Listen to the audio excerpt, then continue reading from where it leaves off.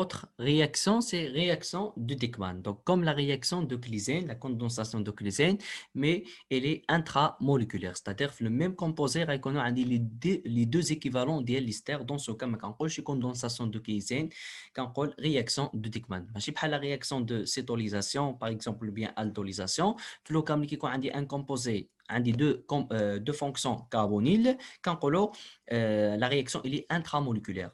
وصافي كنقولوا aldolisation intramoléculaire. Mais dans ce cas, ISM بدل ما كيبقاش la condensation de Claisen كيصبح les réactions de Dickmann. Donc un exemple, donc dans cette composée, on a les deux équivalents de la fonction ester.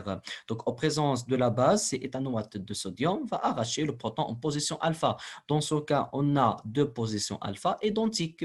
Donc la base va arracher par exemple le proton de la position alpha, formation d'un carbanion, et le carbanion va réagir sur le deuxième équivalent de l'ester et formation d'un cycle 1, 2, 3, 4, 5. Un cycle à 5 va donner l'intermédiaire, stabilisation de l'oxygène et départ de eau éthyle et va donner le composé 1,3 décarbonyle. C'est-à-dire le produit en présence de l'éthanoate de sodium va donner le produit, c'est-à-dire la rupture entre la position 2 et 3 va le cycle, c'est-à-dire ouverture du cycle, et va donner charge plus sur le carbone de carbonyle. Donc l'équivalent synthétique c'est eau éthyle et une charge négative sur la position 2 et l'équivalent synthétique c'est un CH de moins.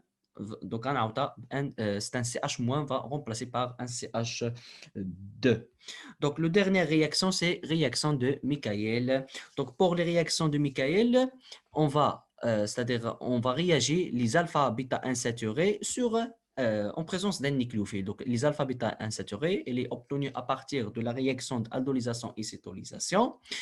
Et en présence d'un nucléophile, le nucléophile va attaquer la position bêta de carbonyle, mais qui attaque chez le groupement, le groupement de carbonyle directement, non, qui attaque la position bêta, puisqu'il est conjugué P sigma P, formation d'une charge plus sur CH2 et attaque du nucléophile. C'est-à-dire puisqu'il est conjugué P sigma P. Dans le système conjugué P sigma P, la charge plus radiale que la position bêta. Donc le nucléophile va attaquer la position bêta, P radinif de la position et formation de O- va donner l'intermédiaire. Une goutte de H+, par exemple, il va donner la fonction énol. Et l'équilibre, dans ce cas, puisqu'on a dit énol, l'équilibre directement va déplacer vers le cétone. Donc, le nucléophile est l'ion cyanure, un carbanion, etc. OK? Donc, on a terminé chapitre 3. Donc, dans les vidéos, n'imagine, Inch'Allah, nous se font des exercices, des applications. Et voilà, et bon courage. إن أعجبك الفيديو لا تنسى الإعجاب والاشتراك في القناة.